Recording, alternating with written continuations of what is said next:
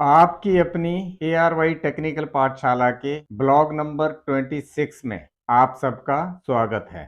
पिछले ब्लॉग में हमने घर पर हुई इलेक्ट्रिकल वायरिंग के बारे में प्रैक्टिकली करने और उसे समझने की कोशिश की थी। हमने उसमें कुछ छोटे छोटे पॉइंट पर एक मॉडल के रूप में उसकी वायरिंग की थी। उम्मीद है कि उससे इलेक्ट्रिसिटी की वायरिंग के बारे में हल्की सी जानकारी जरूर मिली हुई होगी।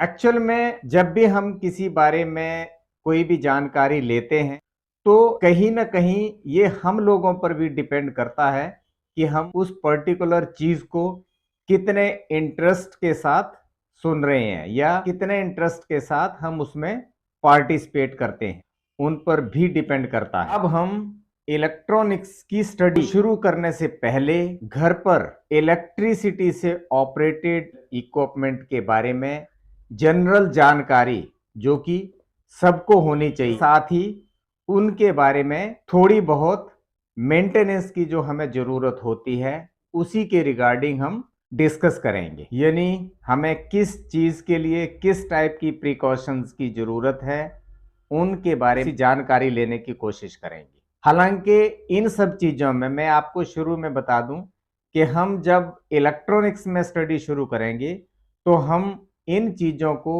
One by one practically detail में समझें। फिलहाल हम एक ओवरऑल जानकारी जो घर में हमें जो पॉइंट प्रिकॉशंस या सेफ्टी से रिलेटेड जितने भी पॉइंट हैं जो हमें नॉर्मली जिनकी जरूरत होती है वो हम एक बार डिस्कस करेंगे।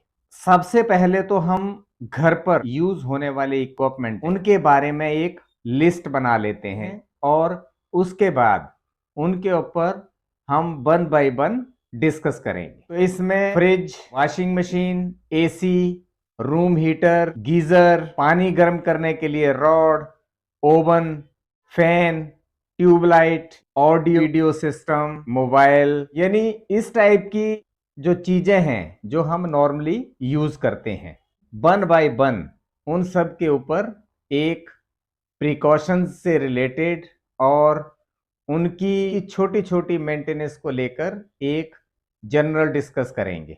इनमें से बहुत सारे इक्विपमेंट ऐसे भी हैं जो आज से हम 15-20 साल पहले की बात करते हैं, उस टाइम पर उनका यूज बहुत रिस्की था, लेकिन टाइम के साथ साथ उनके ऊपर कई टाइप के सुधार हुए हैं जो कि ऑपरेट करने के साथ साथ पावर कंजप्शन और बहुत सारी ऐसी चीजें हैं जिनमें हमने प्रोग्रेस कर ली है और टाइम टू टाइम उसके ऊपर और प्रोग्रेस कर रहे हैं। उस टाइम पे ये न्यूज आम मिलती थी कि उस चीज से उसको करंट लग गया, शॉक लग गया, यानी इस टाइप की बहुत सारी चीजें हुआ करती थी। लेकिन टाइम के साथ साथ उसके अंदर जो कमजोरियां थी, जो उसके अंदर रिस्क थे, हम उनको कहीं ना कहीं न्यूट्रलाइज करने में कामयाब होते गए। यानी आज भी हमारे वैज्ञानिक, हमारे इंजीनियर्स इन सब चीजों में हमेशा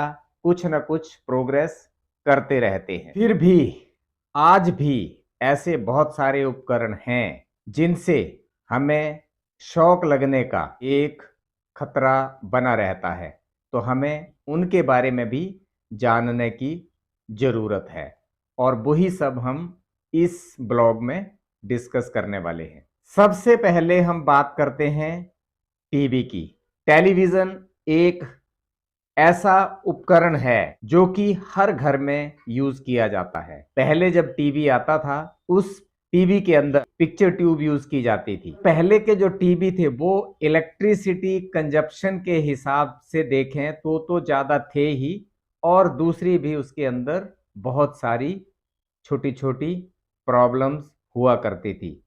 हमने तो उस टाइम पे इस टीवी इंडस्ट्री में काम किया था जब पहले सॉलिड स्टेट की बजाय वाल्व वाले सेट हुआ करते थे जो कि और भी ज्यादा पावर कंजप्शन और शॉक के हिसाब से भी बहुत ज्यादा रिस्की हुआ करते थे। उसके साथ साथ एलसीडी आए, उसके बाद राजमा आया, यानी बहुत सारे एडवांस वर्जन होते गए, यानी उसमें कुछ न कुछ प्रोग्रेस होती गई। यानी जहां तक पावर कंजप्शन की बात है, तो यदि हम एक 40 इंची टीवी की बात करते हैं, यानी आज के 40 इंची जो एलईडी है हम उसकी बात करते हैं, तो वो 230 वोल्ट पे ऑपरेट होगा। और जब उसको हम रनिंग में लेते हैं तो उसका लोड रहेगा वो लगभग 50 से 60 वाट के बीच रहता है। पहले जो लाइटिंग के लिए हमें कमरे में एक मिनिमम वाटेज का जो बल्ब लगाते, तो हम 100 वाट का बल्ब यूज करते थे। तो यानी कहने का मतलब कि उस बल्ब से भी हम देखें तो वो लगभग हाफ रेटिंग पे हमारा उसमें पावर कंजप्शन होता है, यानी रनिंग टाइम में उसका लोड 50 से 60 वाट रहता है। अब यहाँ पर हर घर में देखा है, नॉर्मली हम लोग इतने ज्यादा आराम वाली कंडीशन में आ जाते हैं कि जब हम टीवी को ऑपरेट करते हैं तो नॉर्मली हम लोगों की एक दिनचर्या बन जाती है कि हम अपने टीवी को रिमोट से ही ऑन करेंगे और रिमोट से ही ऑफ कर देंगे। हालांकि काफी हद तक तो ठीक है, क्योंकि रिमोट आखिर दिया है तो उसे ऑपरेट करने के लिए ही दिया होता है। लेकिन फिर भी ये प्रैक्टिस थोड़ी सी गलत है। गलत इसलिए भी कहूंगा कि हमें मान लिया उसमें 10 15 20 मिनट के लिए हम टीवी बंद करते हैं, ठीक है, हमने रिमोट से बंद किया और हम अपना दूसरा काम किया, उसके बाद हमने फिर उसका यूटिलाइज कर दिया। लेकिन मेरा मानना है कि यदि हम टीवी को एक लंबे टाइम के लिए बंद कर रहे हैं, फॉर एग्जाम्पल हमने रात को अपना प्रोग्राम देखा, उसके बाद हमने बंद किया, तो हम उसको रिमोट से बंद ना करके ज्यादा बेटर रहेगा कि हम उसको प्लग से ऑफ करें, यानी उसका मेन सप्लाई उसकी कट ऑफ करें। शुरू शुरू में तो ये भी ट्रेंड था कि लोग उसमें टाइमर डाल देते थे कि बाई चांस मुझे नींद आ गई तो वो इतने टाइम में वो अपने आप टीवी बंद हो जाए तो मैं अपना आराम से, मेरी नींद भी डिस्टर्ब नहीं होगी। तो ठीक है, काफी हद तक यदि हमें सिस्टम दिए हैं तो हमें सिस्टम का यूटिलाइज भी करना चाहिए, लेकिन हमें ये भी नहीं भूलना चाहिए कि इन सब चीजों से भी कहीं ना कहीं हमारे उस पर्टिकुलर आइटम पे, पर्टिकुलर इक्विपमेंट पे भी लोड पड़ता है। तो यदि एक टीवी की बात करूं तो टीवी में भी मान ली रनिंग कंडीशन में उस टीवी का लोड यदि 60 वाट है, तो यदि मैं उसको रिमोट से बंद करता हूं तो भी उसका लगभग 2.5 से 3 वाट का लोड उसमें बना रहेगा, क्योंकि उस टाइम पर जो उसकी पावर सप्लाई है वो वर्किंग में रहेगी। साथ ही जो पर्टिकुलर उस टीवी का दिमाग है, दिमाग मींस जो उसका प्रोसेसर है, उसका जो लॉजिक कार्ड है, उसमें भी हर वक्त सप्लाई बनी रहेगी। कहने का मतलब कि उसकी सप्लाई बंद नहीं होगी। तो इसमें एक सबसे बड़ा नुकसान ये भी होता है कि रात के टाइम पे ज्यादातर लोड कम हो जाते हैं, तो उस टाइम पे जो हमारी इलेक्ट्रिसिटी जो वोल्टेज होती है, फॉर एग्जांपल हमारी वोल्टेज 230 है, तो वो 235-36 तक भी जा सकती है।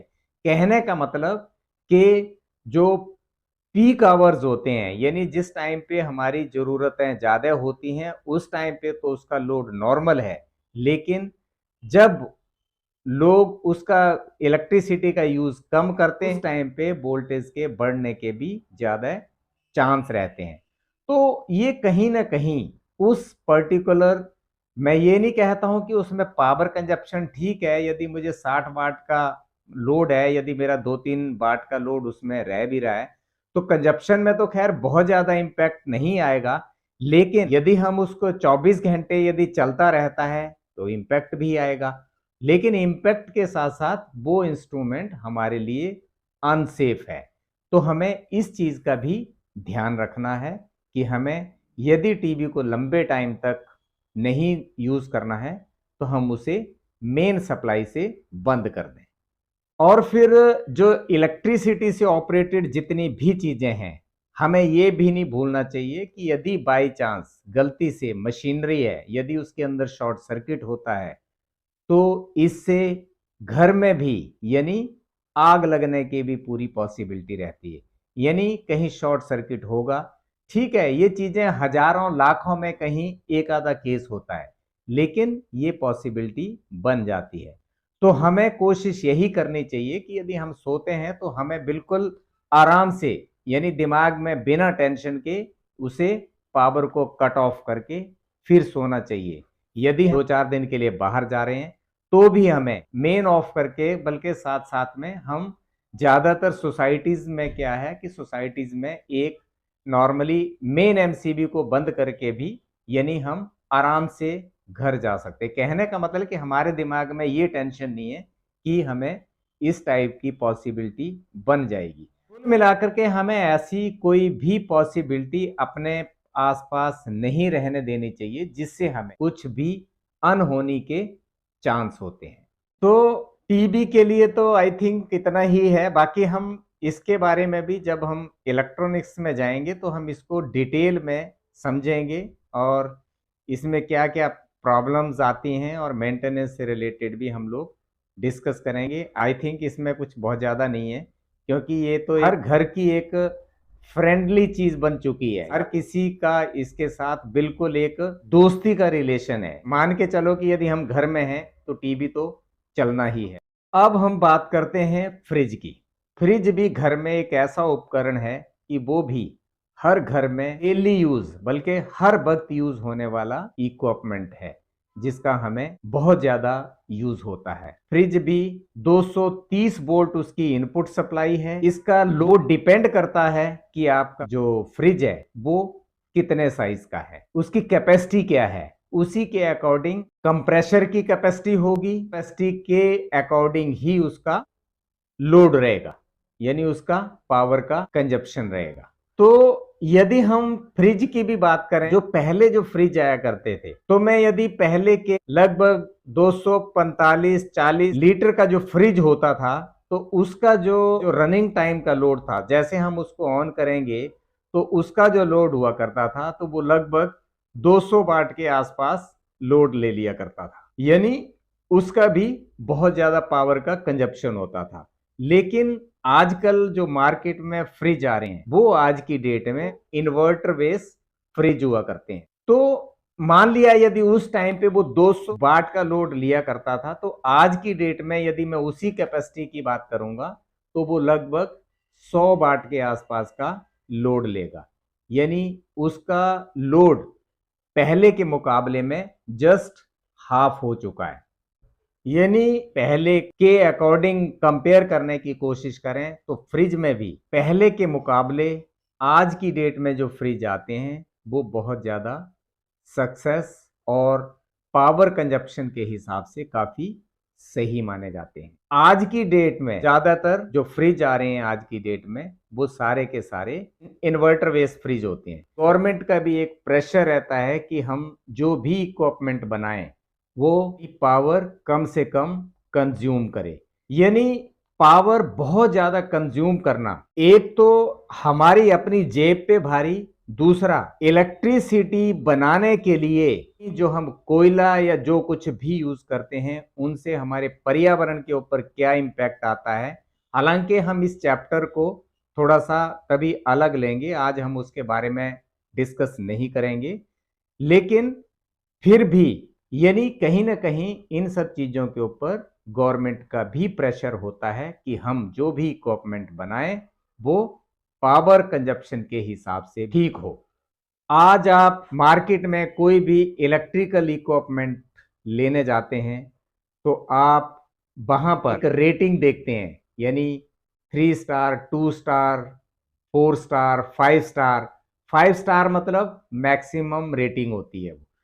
तो वो सब क्या है, यदि इलेक्ट्रिकल इक्विपमेंट से रिलेटेड उसको देखूं तो वो कहीं ना कहीं वो परफॉर्मेंस के साथ साथ उसका जो पावर कंजप्शन है वो औरों के हिसाब से थोड़ा सा कम रहेगा। यानी मैं इलेक्ट्रिकल इक्विपमेंट की बात करूं तो हमारी एक सरकारी संस्था BEE यानी ब्यूरो ऑफ एनर्जी एफिशिएंसी, ये संस्था उस पर्टिकुलर आइटम की, उस पर्टिकुलर इक्विपमेंट की परफॉर्मेंस को सर्टिफाई करता है। मेरा ये प्रोडक्ट परफॉर्मेंस के साथ साथ पावर कंजप्शन करने में भी अच्छा है, यानी वो संस्था उसे सर्टिफाई करती है। इसमें बिजली का कंजप्शन औरों से बहुत कम होता है।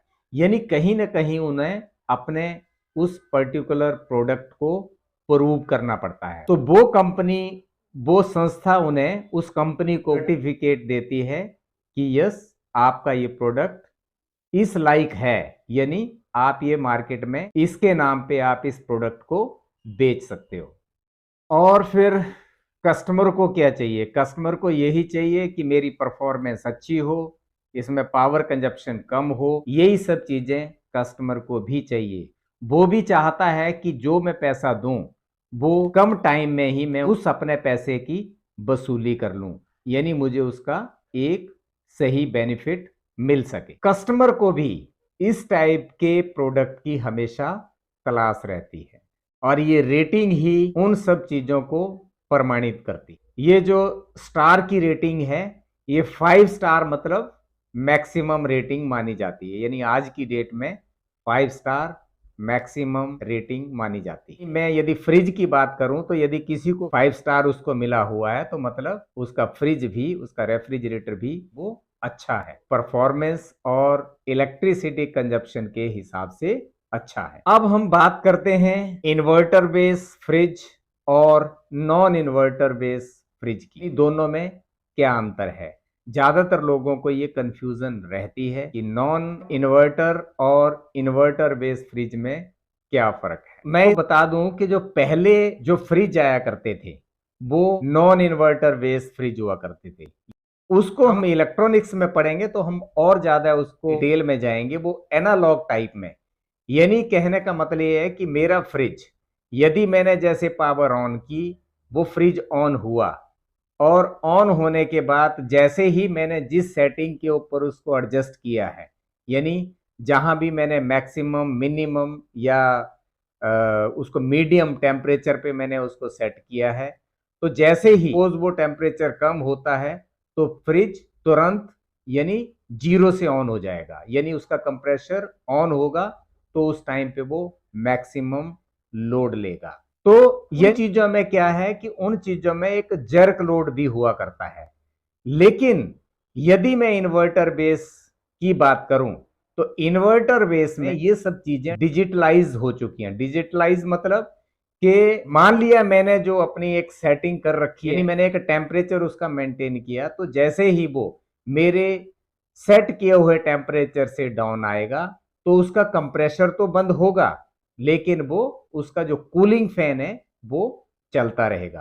कहने का मतलब लो उस टाइम पे फ्रिज का कंप्रेसर पूरी तरह बंद होने की बजाय वो एक लो लेवल पे काम करेगा। का मतलब कि वो पूरी तरह से कट ऑफ नहीं होगा। वो मान लिया उस टाइम पे यदि वो 100 वाट का लोड ले रहा है या 50 वाट का लोड ले रहा है, तो उसमें से वो सीधा सीधा यानी 5 या 6 वाट के लोड पर आ जाएगा। और जैसे ही उसका वो टेम्परेचर थोड़ा सा कम होना शुरू हुआ तो वो दोबारा से तुरंत वहीं से आस्ता आस्ता उसको मेंटेन करता रहेगा, यानी उसको एकदम स्टार्ट और स्टॉप होने की जरूरत नहीं होती है। तो वैसे तो इसमें हम जब इलेक्ट्रॉनिक्स में जाएंगे तो इन सब चीजों को डिटेल में पढ़ेंगे। तो अभी तक तो हमें सिर्फ इतना अंडरस्टैंड करना है कि जो इन्वर्टर बेस्ड फ्रिज है वो टोटली बंद ना हो करके वो एक ऐसे रूटीन में चलता है कि जैसे ही मेरा टेम्परेचर जो मिनिमम टेम्परेचर पे आया तो उस टाइम पे भी उसका कूलिंग फैन ऑन रहेगा, यानी वो कुछ परसेंट तक वो वर्किंग में रहता है और उसके बाद वो तुरंत अपना यानी रन हो जाएगा। लेकिन जो पहले के थे वो टोटली कट ऑफ होता था। और वैसे भी यदि हम फ्रिज को यदि आप देखो तो स्टार्टिंग जब हम चलाते हैं तो कम से कम भी उसमें आई थिंक 5 से 6 मिनट तो उसको एक रूटीन में यानी उसको टेम्परेचर मेंटेन करने में लग जाते हैं, यानी उतनी देर तक उसका कंप्रेसर चलता रहता है। तो ये सब चीजें, हालांकि फ्रिज का जो पावर कंजप्शन का कई चीजें तो हमारे अपने हाथ में, हम उसको कैसे ऑपरेट कर रहे हैं, कैसे उसका यूटिलाइज कर रहे हैं, उन सब चीजों पर भी डिपेंड करती है। फॉर एग्जाम्पल हम यदि किसी फ्रिज को कितनी बार खोलते हैं और कितने समय के लिए खोलते हैं वो भी मैटर करता है। कि मैंने यदि फ्रिज को खोला और तुरंत बंद कर दिया तो उसके अंदर यानी गैस बनी हुई है, यानी उसके अंदर जो एक टेम्परेचर बना हुआ है, जैसे मैं बंद कर दूंगा तो वो टेम्परेचर मेंटेन रहेगा। लेकिन मैंने 1 मिनट के लिए खोल दिया तो जब मैं पूरा उसको कंप्लीट खोलूंगा तो तुरंत जो अंदर जो टेम्परेचर होगा, जो अंदर जो गैस होगी, वो सारी की सारी बाहर आ जाएगी। और जैसे वो बाहर आएगी और बाहर का जो टेम्परेचर है वो अंदर जाएगा, तो कहने का मतलब है कि वहां का टेम्परेचर कम होना तो लाजमी है। और उस कंडीशन में क्या होगा, टेम्परेचर कम होगा तो कंप्रेशर चलेगा, और कंप्रेशर चलेगा तो बिजली, तो उसमें कंजप्शन होगा। तो ये सब चीजें भी हमारे अपने हाथ में भी होते हैं कि हम किस चीज का कैसे यूटिलाइज करते हैं। यानी बहुत सारी ऐसी चीजें होती हैं, शायद मेरे ख्याल से बताने की जरूरत नहीं होती है। हर आदमी आज की डेट में इतना माइंड रखता है कि वो उसमें से हमें क्या बेनिफिट होता है, क्या नहीं होता है, क्या करने से क्या होगा, यानी इन सब चीजों के बारे में जानकारी रखता है। यदि किसी में यदि थोड़ी बहुत ये प्रॉब्लम है, यदि वो इस चीज को बहुत ज्यादा गहराई से नहीं लेता है, तो हमें इन सब चीजों के बारे में जरूर ध्यान रखना चाहिए। इसके साथ ही जहां तक सेफ्टी की बात है, तो फ्रिज के जो बैक साइड का हिस्सा है वहां देखा होगा एक जाली सी लगी रहती है। जब हम प्रैक्टिकल करेंगे इन सब चीजों का तब हम उसको फिजिकली भी देखेंगे। तो जाली के अंदर कंप्रेशर दिखता है, वायरें भी दिखती हैं। से भी थोड़ा सा अपने आप को, यदि हमें नॉलेज नहीं है तो वहां से भी हमें अपने आप को सेफ रखना होता है। हालांकि हम बहुत ज्यादा स्टडी नहीं करेंगे, अभी तो हम थोड़ा सा एक ओवरऑल देख रहे हैं। ऐसे ही बहुत सारे पॉइंट हैं जो कि हमारे फ्रिज को मेंटेन करने के लिए जरूरी होते हैं। आज की डेट में ज्यादातर लोग उसको मेंटेन करते भी हैं, क्योंकि ये चीजें डेली यूज की चीजें हैं और हर आदमी अपने तरीके से इसको मेंटेन करता है। फिर भी इलेक्ट्रिकल से रिलेटेड चीजें हैं, हमें कुछ चीजों में थोड़ी सी सावधानी रखना जरूरी है। आजकल तो बहुत सारे फ्रिज ऐसे भी आते हैं जिनके अलग अलग डोर दे दिए होते हैं। यानी जैसे आइस के लिए है तो मान लिया उसका एक अलग पोर्शन हो गया, मैंने पानी की बोतल रखी है उसके लिए एक अलग पोर्शन हो गया। पर्पस वो ही है कि वो फ्रिज हमें बार बार ना खोलना पड़े, उसका जो टेम्परेचर है वो मेंटेन रहे, ताकि बार बार हमारे कंप्रेसर पे ज़्यादा लोड ना पड़े और हमारी पावर भी हमारे कंट्रोल में रहे। तो इसी तरह ऐसी छोटी छोटी बहुत सारी ऐसी चीज़ें हैं जो कि हम अपनी दिनचर्या में फॉलो करते हैं, तो हम बिजली बचाने के साथ साथ अपने और बहुत सारे इससे बेनिफिट ले सकते हैं। आज के लिए इतना ही काफ़ी रहेगा। आज हमने 2 पॉइंट पे डिस्कस किया है, एक टीवी और फ्रिज के ऊपर। यदि हम बहुत ज़्यादा भी डिस्कस करेंगे तो भी कोई बहुत ज़्यादा बेनिफिट नहीं है। हम कोशिश करेंगे कि हम एक एक दो दो इक्विपमेंट के ऊपर ही बात करेंगे, ताकि बेसिक चीज़ों को हम समझ सकें। इसी तरह हम अगले ब्लॉग में एसी, रूम हीटर और वॉशिंग मशीन के ऊपर डिस्कस करेंगे। तब तक के लिए नमस्ते, धन्यवाद।